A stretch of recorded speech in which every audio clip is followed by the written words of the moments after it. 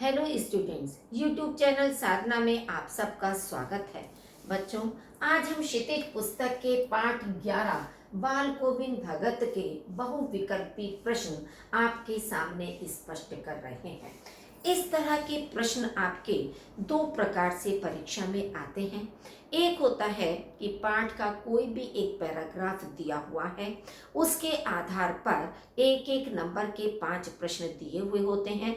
तो जो विषय या जो बात उस पैराग्राफ में कही गई है, उसी के आधार पर आपको उन बहुविकल्पी प्रश्नों का समाधान करना होता है।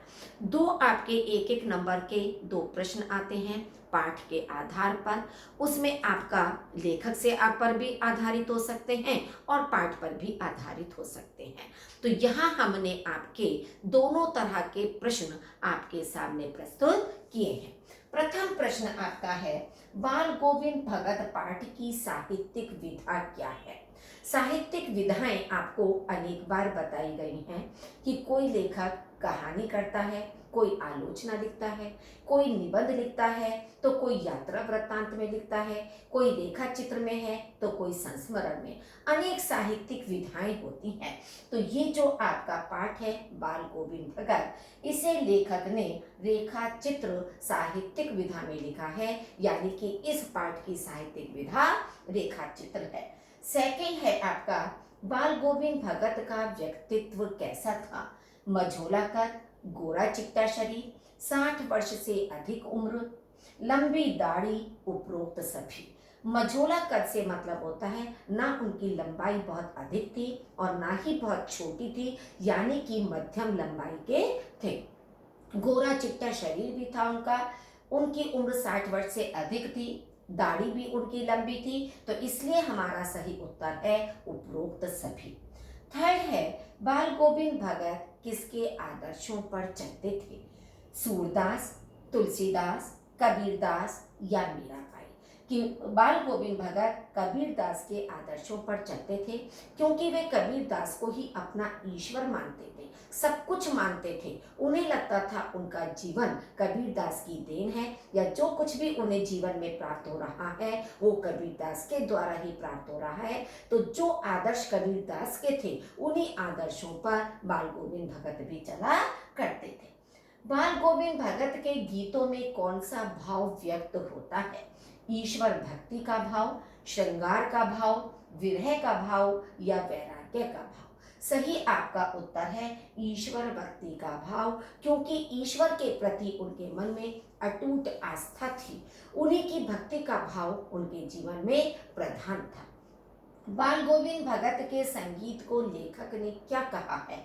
बीन, लहर, उपदेश या जादू। अब पूछा क्या है संगीत को, तो संगीत में बीन तो एक वाद्य यंत्र है, लहर से कोई मतलब नहीं है, ना ही उपदेश, क्योंकि संगीत को पूछा है तो एक जादू।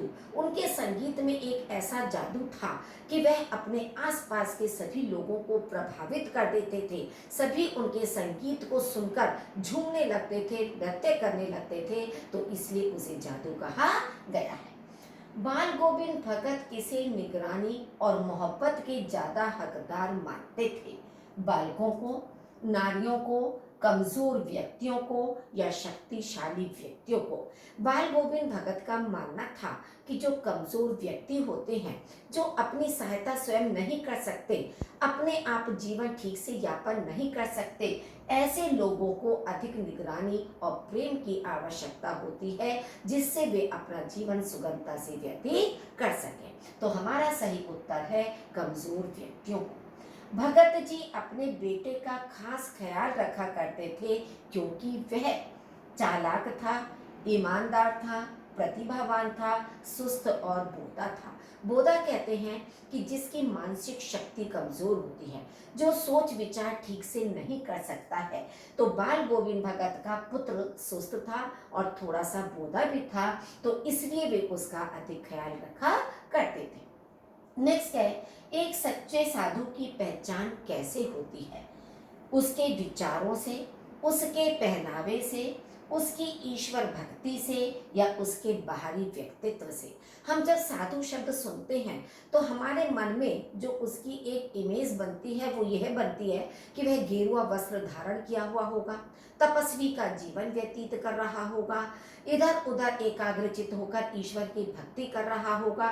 लेकिन इस पाठ में सच्चे साधु की पहचान बताई गई है उसके विचारों से, कि जिसके विचारों में साधुओं जैसी सच्चाई होती है, ईमानदारी होती है, छल फरेब नहीं होता है।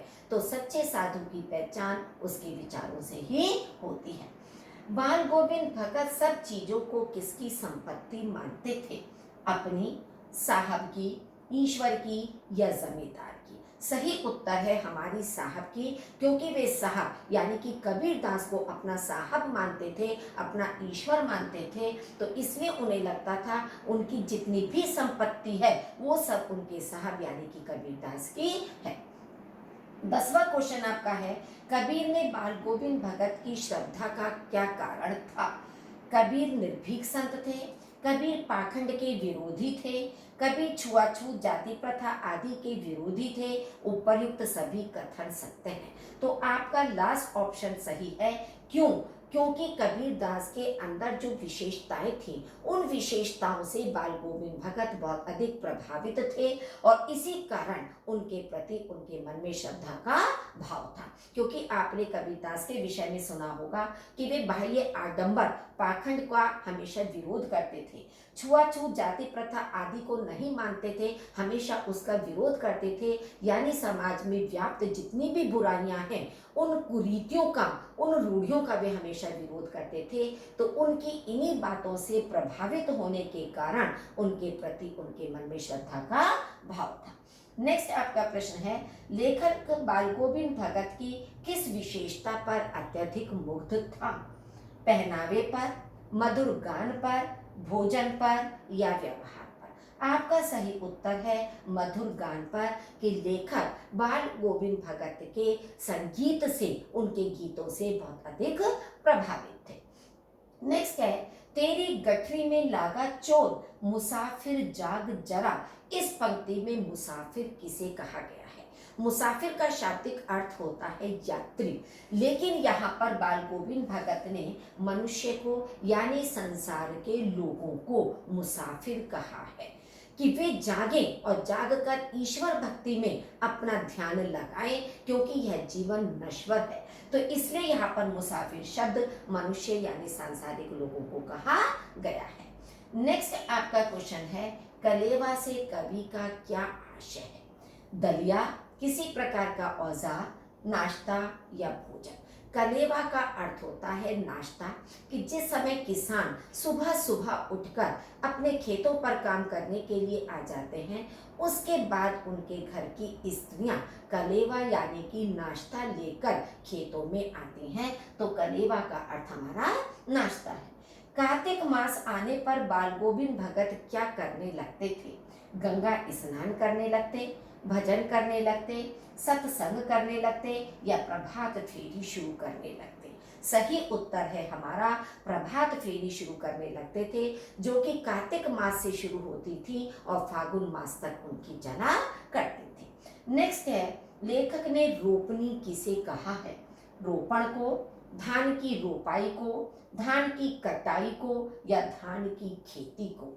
आजकल आप देखते हैं कि आपने सुना हुआ भी होगा कि वर्षा ऋतु में जब खेतों में बहुत अधिक पानी भर जाता है, उस समय किसान धान की एक एक पौध उस पानी के अंदर रोपित करते हैं या लगाते हैं, तब धान की उपज होती है। तो रोपणी शब्द का प्रयोग धान की रोपाई के लिए किया गया है। नेक्स्ट है, भगत जी भजन गाते समय क्या बजाया करते थे? ढोल, डफली, गिटार या खंजरी? ये चारों चीजें आपके वाद्य यंत्र हैं, लेकिन जिस समय बाल गोविंद भगत गीत गाया करते थे तो उनके पास खंजरी वाद्य यंत्र होता था जिसे वे बजाया करते थे। नेक्स्ट है, बाल गोविंद भगत आत्मा और परमात्मा के बीच में कौन सा संबंध मानते हैं? पिता पुत्री का संबंध, बहन भाई का, प्रेमी प्रेमिका का या माँ बेटा का? बाल गोविंद भगत का मानना था कि जो संबंध प्रेमी और प्रेमिका के बीच में होता है वही संबंध आत्मा और परमात्मा के बीच में होता है, यानी आत्मा प्रेमिका है और परमात्मा प्रेमी है। तो प्रेमी और प्रेमिका का संबंध वे आत्मा और परमात्मा के बीच में मानते थे। नेक्स्ट है, बाल गोविंद भगत की संगीत साधना का चरमोत्कर्ष कब देखा गया? चरमोत्कर्ष का मतलब चरम उत्कर्ष। जब वे गंगा स्नान के लिए गए, जब धान की रोपाई हो रही थी साहब के दरबार में, या जब उनके पुत्र की मृत्यु हुई। वैसे तो वे संगीत अपना धान की रोपाई करते समय में भी गाते थे, गंगा स्नान के लिए जाते थे तब भी वे बीच में रुककर टीले पर बैठकर करते थे, लेकिन उसका जो चरमोत्कर्ष है वह तब दिखाई दिया जब उनके पुत्र की मृत्यु हुई, कि पुत्र की मृत्यु होने के पर भी वे रोने के स्थान पर लगातार तल्लीनता के साथ अपने गीतों को गाते चले जा रहे थे। तो उनके संगीत का चरमोत्कर्ष उस समय दिखाई दिया। भगत जी ने अपने पुत्र की मृत्यु पर बहू से रोने के स्थान पर उत्सव मनाने के लिए क्यों कहा? आत्मा और परमात्मा का मेल हो गया था। आत्मा परमात्मा का मेल खुशी की बात है, दुख की नहीं। विरहिणी को उसका प्रिय मिल गया, या उपर्युक्त सभी कथन सत्य हैं, क्योंकि जब वे आत्मा परमात्मा के मेल को मानते हैं कि जो विरहिणी प्रेमिका है वह अपने प्रेमी परमात्मा से जाकर मिल गई है, तो ऐसे समय पर हमें शोक मनाने की अपेक्षा उत्सव मनाना चाहिए, खुशी मनानी चाहिए। तो ये तीनों ऑप्शन जब आपके सही हैं तो लास्ट ऑप्शन हमारा सही होगा कि उपर्युक्त सभी कथन सत्य हैं। नेक्स्ट है आपका, बाल गोविंद भगत ने लीक से हटकर सबसे बड़ा कार्य किया क्या? लीक से मतलब होता है कि जो एक लंबे समय से परंपरा चलती चली आ रही है उससे हटकर कार्य करना। पुत्र वधू से अपने बेटे की चिता को मुखाग्नि दिलवाई, पुत्र वधू के भाई को बुलाकर उसका पुनर्विवाह करने को कहा। क और ख दोनों सत्य हैं, केवल का कथन सत्य है। आपने पाठ में देखा कि जबकि चिता को मुखाग्नि पुरुष देते हैं, लेकिन यहाँ पर उन्होंने अपने पुत्र को मुखाग्नि अपनी पुत्र वधू से दिलाई थी, यानी कि जो ये पुरानी परंपरा है उन्होंने उसका खंडन किया। पुत्र वधू के भाई को बुलाकर उसका पुनर्विवाह करने को कहा, जबकि उस समय पुनर्विवाह नहीं होता था, लेकिन उन्हें लगता था कि पुत्र वधू अपना जीवन कैसे व्यतीत करेगी, तो उन्होंने इस पुरानी परंपरा का भी विरोध किया था। तो इसलिए हमारा सही उत्तर है क और ख दोनों ही सत्य है। नेक्स्ट है, भगत जी द्वारा अपनी पुत्र वधू से बेटे की चिता को मुखाग्नि दिलवाना क्या सिद्ध करता है? वे रूढ़ियों को तोड़ना चाहते थे, वे स्त्री पुरुष की समानता पर बल देते थे, वे कबीर के आदर्शों के सच्चे वाहक थे। उपर्युक्त सभी कथन सत्य है। अभी ऊपर के प्रश्न में ही आपको स्पष्ट किया था। तो इसका मतलब क्या है कि हमारी ये जो तीनों बातें दी गई हैं कि स्त्री पुरुष में कोई भेदभाव नहीं होता, कोई अंतर नहीं होता है। यदि पुरुष मुखाग्नि दे सकता है तो स्त्री भी मुखाग्नि दे सकती है। तो तीनों ऑप्शन हमारे जब सही हैं तो चौथा ऑप्शन हमारा राइट होगा। नेक्स्ट है, भगत के गंगा स्नान का मुख्य उद्देश्य क्या होता था? कि जब वे गंगा स्नान के लिए जाते थे तो उनका मेन उद्देश्य क्या था? अपने पापों को धोने के लिए, गंगा के प्रति हृदय में अगाध श्रद्धा के कारण, संत समागम और लोक दर्शन के लिए, या इनमें से कोई नहीं? कि जब वे गंगा स्नान के लिए जाते थे तो संत समागम यानी कि विभिन्न साधु संतों से मिलना और संसार का दर्शन, लोक दर्शन करना उनका मेन उद्देश्य होता था। बाल गोविंद भगत की आजीविका का क्या साधन था?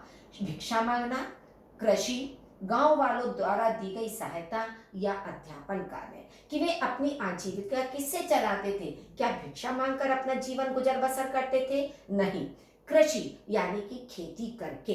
कि वे साधु संत कहलाते थे अपने विचारों से, लेकिन वे गृहस्थ थे, उनके पास फसल करते थे, खेती बाड़ी थी, कि इसी तरह से वे खेती करके अपना जीवन निर्वाह करते थे। जब सारा संसार सो रहा था उस समय कौन जाग रहा था? कि गहरी निद्रा में जब संसार के सारे लोग सोए हुए थे तो उस समय कौन जागता था? मेन है आपका बाल गोविंद भगत का संगीत, मठाधीश, किसान, या गांव के कुत्ते। तो इसमें आपका सही उत्तर है बाल गोविंद भगत का संगीत। कि रात्रि के सन्नाटे में जब सुनसान चारों ओर होती थी उस समय भी बाल गोविंद भगत का संगीत सुनाई देता था। कार्तिक मास में बाल गोविंद भगत सुबह उठकर जिस नदी में स्नान करने जाते थे वह गांव से कितनी दूर थी? 10 मील, 5 मील, 2 मील या 6 मील? तो जिस नदी में स्नान करने जाते थे वह 2 मील की दूरी पर थी। बाल गोविंद भगत के घर से गंगा लगभग कितनी कोस दूर थी? 10 कोस, 20 कोस, 30 कोस या 40 कोस? गंगा उनके घर से 30 कोस की दूरी पर थी और नदी 2 मील की दूरी पर थी। इन चीजों पर आपको ध्यान अच्छी तरह से देना है। नेक्स्ट है, बुढ़ापा आ गया था परंतु टेक कैसी थी? बुढ़ापे वाली, बचपन वाली, जवानी वाली या थी ही नहीं? अब आप देखिए, टेक का मतलब उनका जो कार्य करने का तरीका था, उनकी जो जीवन शैली थी वो किस तरह से थी? ना तो बुढ़ापे वाली कि बुढ़ापे में तो इंसान थक जाता है तो धीरे धीरे काम करता है, उसका शरीर शिथिल होता रहता है, ऐसा नहीं है। बचपन वाली कि बच्चों जैसी हरकतें उनके जीवन में हो, ऐसा भी नहीं है। जवानी वाली, सही उत्तर है जवानी, यानी कि जो जोश युवा स्थिति में होती है, जितने जोश के साथ युवा कार्य करते हैं वैसा कार्य वे अपनी वृद्धा अवस्था में भी करते थे। उसी तरह का उनका नियम बना हुआ था जैसे युवावस्था में होता था। भगत को दुनियादारी से निवृत्त किसने किया था? उसकी बहू ने, उसके पुत्र ने, उसके कर्मों ने, गांव के लोगों ने? सही उत्तर है हमारा उसकी बहू ने, कि यानी कि वह घर की एक कुशल प्रबंधिका की तरह कार्य करती थी। उसने बाल गोविंद भगत को सारी जिम्मेदारियों से घर की मुक्त कर दिया था। तो सही उत्तर आएगा आपका उसकी बहू ने। लेखक ने लोही किसे कहा है? ओढ़ने वाले कपड़े को लोही, प्रातः काल की लालिमा को, तारों भरी रात को या चांदनी रात को? बच्चों ये कल नहीं काल है, समय का मतलब है। अब आपने घर में सुना होगा लोही, जो ओढ़ने वाली चादर होती है उसको भी लोही कहा जाता है, लेकिन नहीं, यहाँ पर लोही शब्द का प्रयोग प्रातः काल की लालिमा को कहा गया है कि जिस समय उषा काल होता है, ना तो पूरी तरह से अंधकार रह पाता है, ना पूरी तरह से सूर्योदय हो पाता है, उस समय जो उषा की हल्की हल्की लालिमा दिखाई देती है उसे लोही शब्द कहा जाता है। नेक्स्ट है आपका, जीवन की अंतिम सांझ में लेखक को भगत का गीत कैसा लगा? बहुत ही मधुर, दुखद, अलौकिक गहराइयों में ले जाने वाला या जैसे वीणा के तार टूट गए हों? कि जिस समय बाल गोविंद भगत की जीवन की अंतिम संध्या थी, यानी मृत्यु के समय वाली जो संध्या थी, उस समय जो वे गीत गा रहे थे, वे गीत लेखक को कैसे लगे? जैसे वीणा के तार टूट गए। कि वीणा का मतलब, वीणा जो एक वाद्य यंत्र है, यदि उसका कोई तार टूट जाता है तो उससे स्पष्ट आवाज नहीं आती है, संगीत नहीं आता है। तो उस समय जो बाल गोविंद भगत गीत गा रहे थे उसमें भी वो मधुरता सुनाई नहीं दे रही थी, ऐसा लग रहा था मानो वीणा के तार टूट रहे हैं। भगत की मृत्यु गौरवशाली थी किस बात से स्पष्ट होता है? अंत समय तक भक्ति भाव में लीन रहे, नियमित दिनचर्या का पालन करते रहे, संपूर्ण जीवन सत्य कर्म में लगाए रहे या उपर्युक्त सभी? कि अपने जीवन के अंतिम समय तक वे ईश्वर की भक्ति करते रहे, वे जैसा नियमित उनकी दिनचर्या थी कार्य करने की, उसमें कोई बदलाव नहीं आया, वह अपने नियमों के अनुसार वैसे ही दिनचर्या का पालन करते रहे, संपूर्ण जीवन सत्य कर्म में लगाए रहे, यानी कि ईमानदारी के सच्चाई के मार्ग पर चले गए। तो इसलिए हमारे तीनों ऑप्शन जब सही हैं तो लास्ट ऑप्शन हमारा होगा उपर्युक्त सभी। नेक्स्ट है आपका, बेटे की मृत्यु के बाद भगत अपनी बहू से क्या अपेक्षा करते थे? वह विधवा का जीवन व्यतीत करे, उनकी आजीवन सेवा करे, दूसरा विवाह कर ले या उपर्युक्त में से कोई नहीं? वे नहीं चाहते थे कि उनके पुत्र वधू अपना पूरा जीवन वैधव्य का जीवन व्यतीत करे, विधवा का जीवन व्यतीत करे। उनकी इच्छा थी कि वह दूसरा विवाह कर ले ताकि उसका जीवन सुख के साथ व्यतीत हो सके। यह पाठ किस पर प्रहार करता है? आर्थिक मान्यताओं पर, सामाजिक मान्यताओं पर, परंपराओं पर या सामाजिक रूढ़ियों पर, कि जो सामाजिक रूढ़ियां उस समय समाज में व्याप्त थीं वह उन सामाजिक रूढ़ियों पर प्रहार करता है। यह पाठ कि समय समय पर आपको अनेक रूढ़ियों का विरोध करते हुए बाल गोविंद भगत को दिखाया गया है। रामवृक्ष बेनीपुरी का जन्म बिहार के किस जिले में हुआ था? आरा जिले में, मुजफ्फरपुर जिले में, दानापुर जिले में या समस्तीपुर जिले में? आपका सही उत्तर है मुजफ्फरपुर जिले में हुआ था। अब आपका प्रश्न ये भी परिवर्तित होकर आ सकता है कि रामवृक्ष बेनीपुरी का जन्म कहाँ हुआ था? तब आपका उत्तर होगा बिहार में हुआ था। तो ये दोनों तरह से आप ध्यान में रख सकते हो कि जन्म उनका बिहार में हुआ था और बिहार के मुजफ्फरपुर जिले में हुआ था। विशिष्ट शैलीकार होने के नाते बेनीपुरी जी को क्या कहा जाता था? साहित्यकार, कलम का जादूगर, उत्कृष्ट साहित्यकार या उपरोक्त में से कोई नहीं? उन्हें जो उपनाम दिया गया था वो था कलम का जादूगर। ये आपका मुख्य एक बहुत अच्छा क्वेश्चन है। तो बच्चों ये 35 क्वेश्चंस 35 प्रश्न आपके सामने मैंने प्रस्तुत किए हैं, जिसमें पूरा पाठ अच्छी प्रकार से आपका कवर हो गया है।